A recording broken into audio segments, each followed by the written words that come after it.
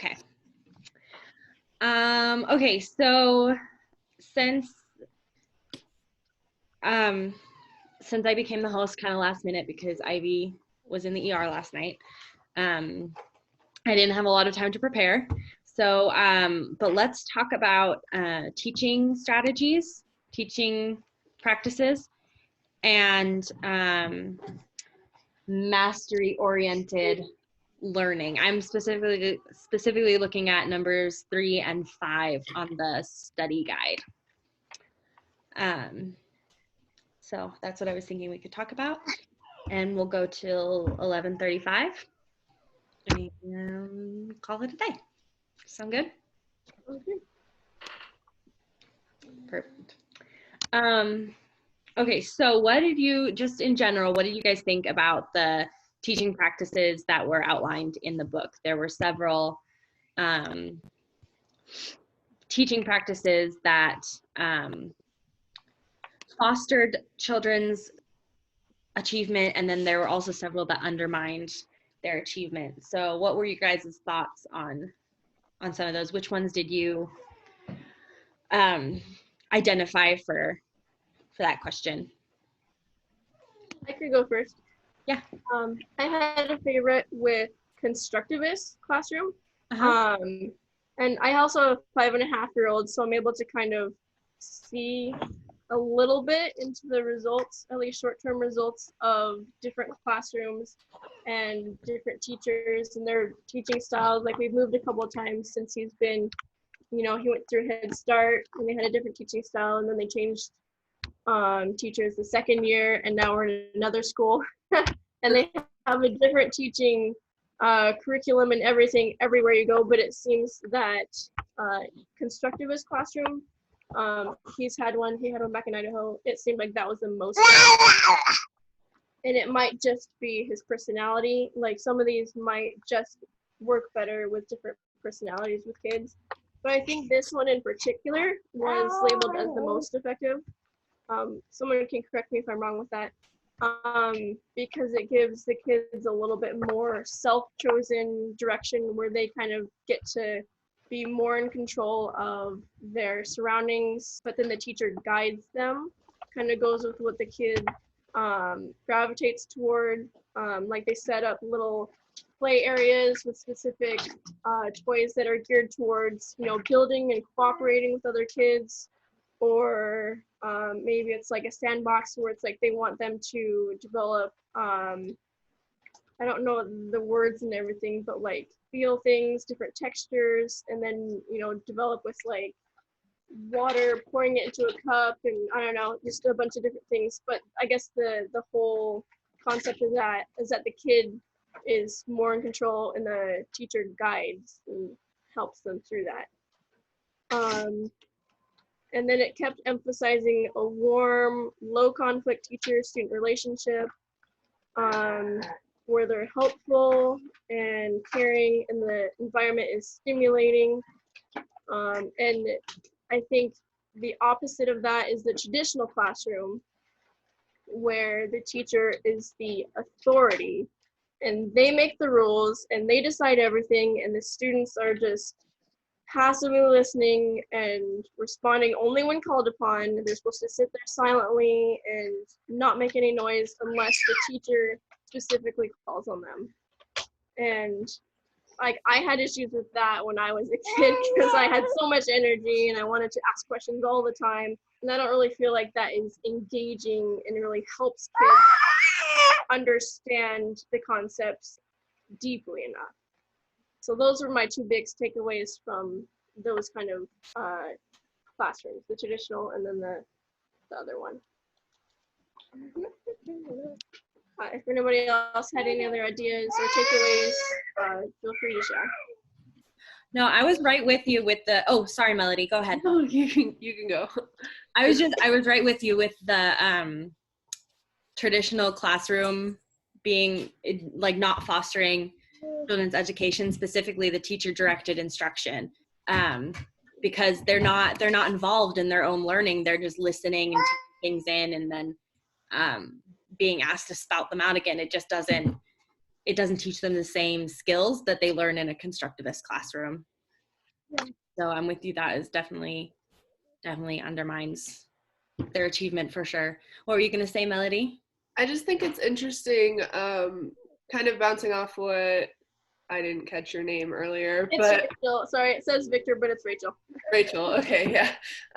What you were saying about it kind of differing depending on personality. I think it's interesting too to think about like cultural differences, because it talks about later on how in a lot of Asian cultures, they definitely think about education a lot differently than we do. And I think that the type of classroom changes with that too, because they could really appreciate a traditional classroom more than we would, you know? And I just thought that that was really interesting to think about when learning about all of the different types of teaching and learning practices.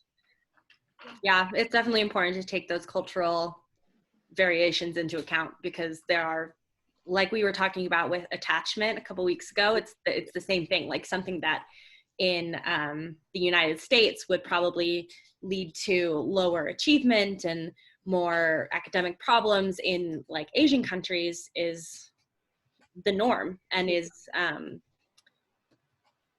and contributes to those children's successes. So I think that's really important to remember. My biggest takeaway on these was like the constructivist classrooms are very more like it's very more like student oriented, like so it's like the student goes at their pace. You know, they're able to pick their kind of, I don't know, their projects. They're able to work on things to like improve their learning, and so every student is on different, I guess, levels of education, and they're able to improve upon that. Where meanwhile, like a traditional classroom, you know, the teacher who's over all of them, you know, you have to start with the lowest one and, you know, work up from there. And so there's, you know, there's students who don't pay attention, who don't learn anything because they're on like a higher level. And so, you know, it really shows that like constructivist style of teaching is like better for the students because it's very individualized and it's not group learning, it's personal learning. So that's what I got. And they also talked about two different, I think it was I don't have the book in front of me, but it was cooperative learning, something. It started with a C, where they got the like kids working in groups. Yeah, that's cooperative. Yeah, okay.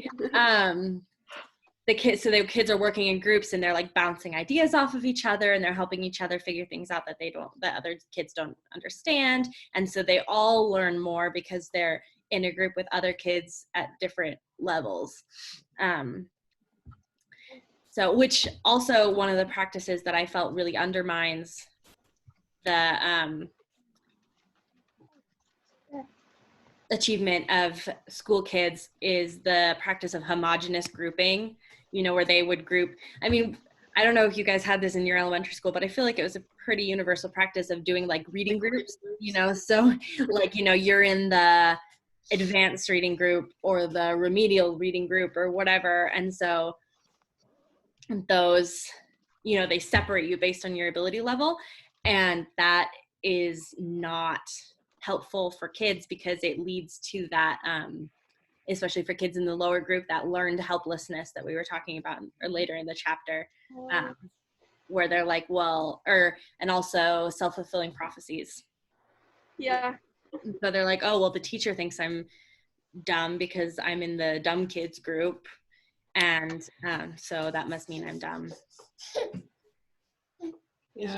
I have a story about that actually that fills in really well. When I was in the second grade, I absolutely loved reading. I love reading so much. And when I was in the second grade, we were put in those reading groups. And I remember thinking that that was so dumb because I wanted to read this higher level book. And she was like, yeah, no, you shouldn't be reading that at your level. And I was like, excuse me. And so I went home and I told my mom about it in second grade. Like I was, 10 or something. She's like, you can read whatever you want. Here, why don't you read Harry Potter? And so I went to school the next day with like the giant Harry Potter book, 10 years old. And I was like, I'm going to be reading this today, teacher. Thank you very much. And then from then on, I started reading like way higher than my level. And that's just like, such a crazy example of like, yeah, don't tell kids what they can or can't do. Why don't you let them explore and let them figure it out on their own, and then they'll be able to have good self-fulfilling prophecies rather than that learned helplessness and all that. And so along with learned helplessness is the opposite of that, which is the mastery-oriented approach to learning. Is that the opposite of that? I just realized that it might not be. Because it's mastery-oriented and then I think performance-oriented or achievement-oriented. Those sound right. Okay. Well, let's move on to mastery-oriented approaches to learning. Sorry, guys. Like I said, not a lot of time to prepare, and I did this assignment like 2 days ago, so it's been a hot minute. Oh, you're doing fine. So how can we foster mastery-oriented approach to learning in both our kids and also in the classroom? I think it's important to know what like your kids are learning and try to be involved in their learning process, you know, and that way you can help them on like, you know, with their homework, with breaks, you know, other things like that. Like you're able to assist in that process instead of just like letting them do their homework on their own, even if they are able to do it on their own, but to like still show, I don't know, like maybe have them like teach you how to do it or something so you can still be involved with that. Yeah, definitely. Being involved is a huge part of it. For sure. Other ideas? I had one. I think the book gave an example of like what kind of words you use. Like if a kid is trying to do something and you say, "Oh, you're really smart," but then they don't accomplish what they're trying to do, then they think, "Oh, that must mean I'm not smart." So instead, you should praise like the process. Well, you're really good at figuring things out, or you're really good at, you know, working through steps or whatever it is, so that they know that they're good at the process of doing it. They just need to try a little bit harder on that so that they can, you know, get a better outcome. I guess if that makes sense. So. Yeah, it's process praise. I've been trying. So my daughter's 9 months old. She barely understands English, but I've been trying really hard as she's been like, she just figured out how to crawl, and like she's trying to pull herself up on things, and so I've been trying to be really careful with how I praise her for that. Like, you know, instead of saying, "Oh, you're so smart," or "You're so strong," or whatever, I say like, "Oh, you figured it out," or "Look at you, you're such a good learner," you know, all that stuff. And like I said, I don't know how much it matters at this young age, but I'm like trying to get into the habit of praising for the effort, praising for the process, and not for like what exactly she achieved, because then, you know, It's never too early to do that. What? I said it's never too early to do that. Yeah, well, that's my thought as well.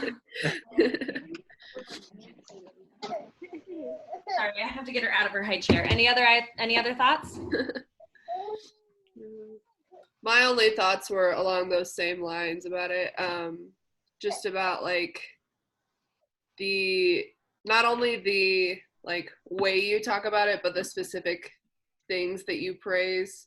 I know the book talks a lot about that and is much more eloquent than I, but yeah.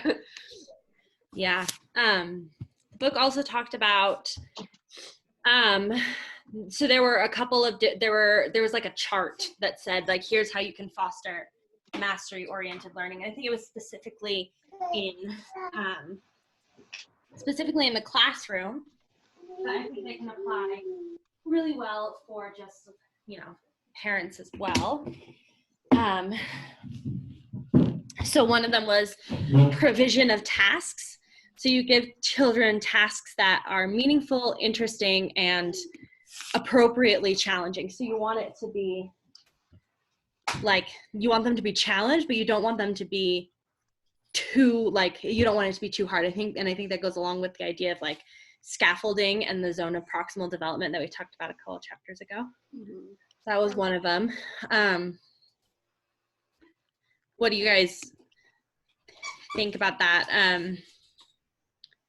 There was also like performance evaluations where you make the evaluations private. It said specifically to avoid publicizing success or failure by doing a lot of things that teachers tend to do, where they like have, you know, the star wall or whatever, you know, where they put up the best papers and all of that stuff. And so, you know, talked about that. And then making sure that feedback is accurate and constructive. So what do you guys think? Do you have like any thoughts or examples maybe about those types of practices, or the opposite? Yeah, I do think it's interesting with the performance evaluation part, because obviously with young children, it can be detrimental to like do the publicized like performance evaluation and star charts and things like that. But I also think that there's definitely like a balance that you can find as you like grow older and whatever. Like I grew up in a really small school district.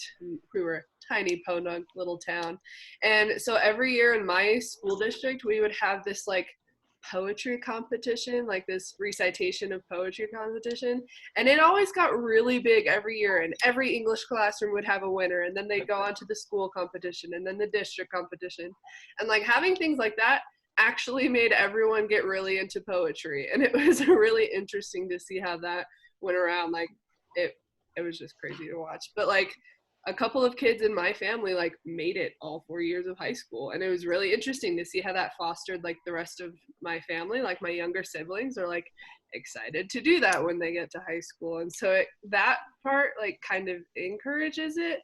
But I can also see how with very young children doing things like that constantly would be detrimental. But Yeah, like I said, just finding that balance, I guess. yeah, no, definitely. I think my high school actually had a similar thing like to that my senior year. And you're right. I think there is definitely some merit to some of that. I think what we need to be careful at is like, cause like, you know, a poetry recitation, I mean, you didn't say, was it optional or was it mandatory? No, it was mandatory. Okay. It was weird. It was a weird concept, but it was also really cool. No, that's awesome. But I think like for something like great, like, okay, so when I was in middle school, one of the years of middle school, I had a teacher who her name was Mrs. West, and we called her the Wicked Witch of the West because she was evil. And she would, after every test, first of all, she would seat us in the classroom by grade. So like highest grade to lowest grade. And then after every test, she would be like, okay, raise your hand if you got an A. Raise your hand if you got a B. Raise your hand if you got a C. And then she'd be like, okay, everyone who has their hands down failed. And it was just a lot of shaming and a lot of those like publicizing successes and failures. And so it just led to like, I am not good at math. And I think I had a D in the class because I was that self-fulfilling prophecy thing where I was like, well, obviously I'm dumb because the teacher thinks I'm dumb and she's treating me like I'm dumb. So anyway, I eventually switched into another class, but I think that you're right. There is a balance, but I think you've got to be super careful with that balance because it's really easy to cross over the line into, because like, and it might depend on the kid too, because for some kids that might have been really motivating, you know, like, oh, I don't want to be the kid who doesn't have his hands up or whatever. But for kids like me or whatever, it was really discouraging. So there is a balance. I think you've got to be really, really careful with it though. Yeah, that's what I was just thinking is like growing up, like we always had like, oh, like the 100% tests got put on the wall, and like, you know, you did this, you like, you know, you get your sticker on the chart or your picture up on the wall and stuff. And like for me it was like motivating to like want to improve, but I definitely can see how like some people are just like, oh, I'm never gonna get there, and so they just quit trying. And so I really do think that you have to find a way to incorporate some of those like competition drive sort of things so people strive to improve, but also not in a way to like debilitate those who like who I don't know aren't going to perform as well because it just favors one and leaves the other side. So yeah, I mean there's just it's a hard balance that like in order to I don't know in order to increase like the drive to learning, but also to try to like make sure nobody just gives up halfway through. I don't know. That's what my thought was. Super true.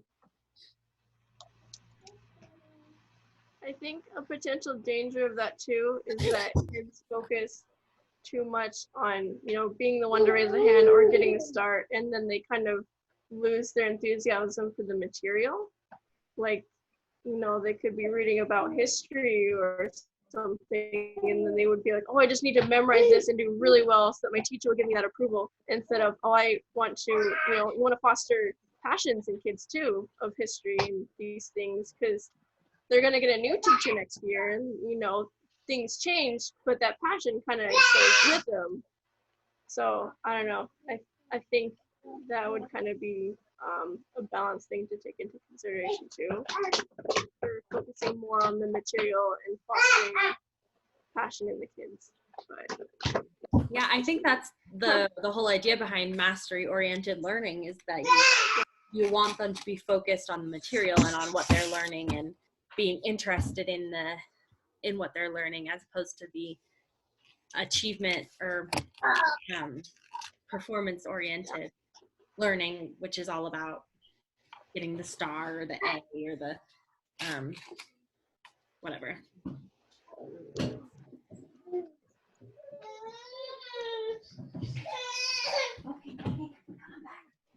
Sorry.